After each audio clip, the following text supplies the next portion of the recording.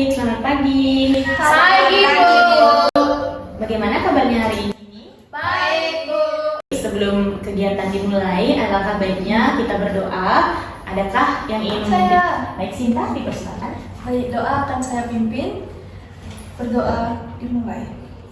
Ya Tuhan yang Maha Esa, dengan penuh rasa syukur dan rendah hati, kami memulai kegiatan belajar hari ini dengan harapan yang tulus.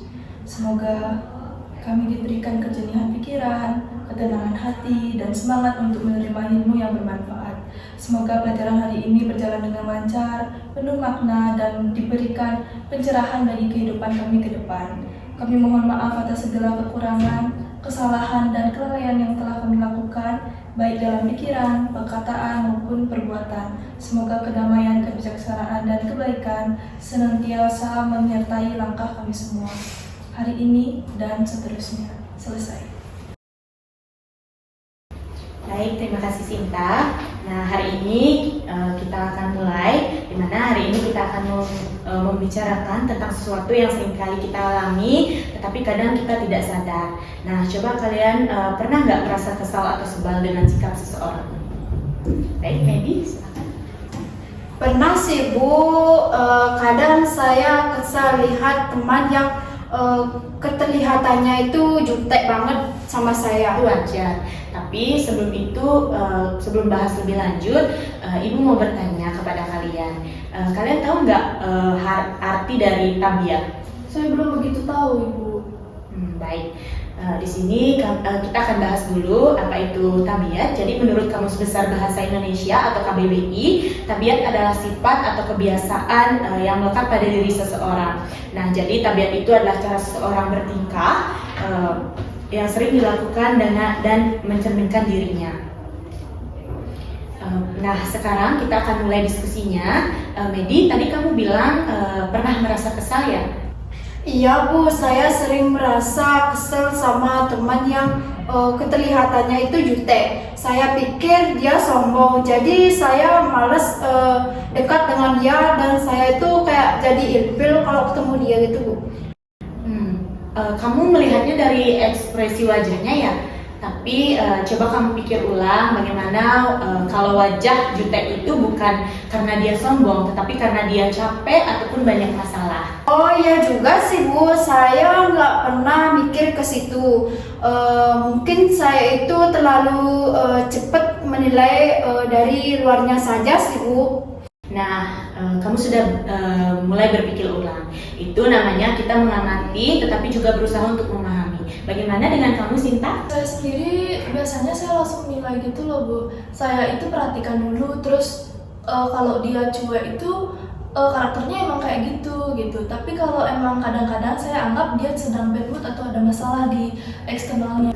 Bagus, itu artinya kamu berusaha untuk mengukur perilakunya. Nah, sekarang bayangkan kalau kamu yang sedang bad mood. Kamu ingin temanmu langsung menjauh atau coba mengerti dulu? Kalau dari saya pribadi, saya maunya sih dimengerti dulu Bu, karena saya itu juga harus lebih sabar seperti terlihat di teman lain gitu kan Bu ya. Baik, tepat sekali Sinta. Nah, sekarang bagaimana dengan kamu, Yesda? Nah, kalau saya nih Bu, dulu pernah mikir teman saya itu pemalas karena sering tidur waktu kerja kelompok. Tapi ternyata itu dia kerja malam Bu, dia bantu orang tuanya. Jadinya saya merasa bersalah banget sudah mikir dia itu negatif duluan. Nah, itu contoh yang bagus. Dari mengevaluasi kembali penilaian. Kamu belajar dari situ ya? Iya, betul sekali Bu. Sejak saat itu ya saya itu jadi lebih hati-hati kalau menilai orang lain. Saya itu belajar lihat alasannya dulu kenapa dia kayak gitu, apakah memang dia seperti itu atau tidak gitu, biar saya nggak salah. Nah, itu bagus, Yesda. Artinya kamu sudah mulai melakukan refleksi. Nah, bagaimana dengan kamu, Sophie? Saya juga pernah Ibu, saya pernah nuduh teman saya kalau dia itu egois karena nggak mau selalu nolak gitu untuk diajakin kerjaan kelompok gitu lah Bu. Nah tapi pas dia udah bercerita tentang kalau dia itu punya kecemasan, kalau ada banyak orang, saya merasa bersalah kadang Bu. Jadi saya pikir mungkin saya juga pernah bikin orang lain salah paham tentang diri saya juga Bu gitu. Wah, kamu sudah sampai pada tahap refleksi. Kamu bukan hanya memahami orang lain, tetapi juga mengevaluasi diri kamu sendiri.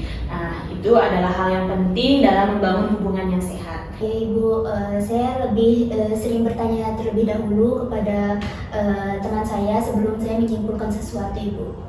Baik, bagus sekali. Baik, adik-adik, tadi dari percakapan kita tadi kita belajar bahwa sebelum menilai tabiat orang lain, kita perlu mengamati dengan jernih, mengukur dengan sabar, mengevaluasi dengan jujur dan juga merefleksi dengan bijak. Tugas kita bukan hanya menilai, tetapi juga memahami karena setiap orang itu punya cerita di balik sikapnya. Dan begitu juga kita bisa menjadi pribadi yang lebih empati dan bijaksana.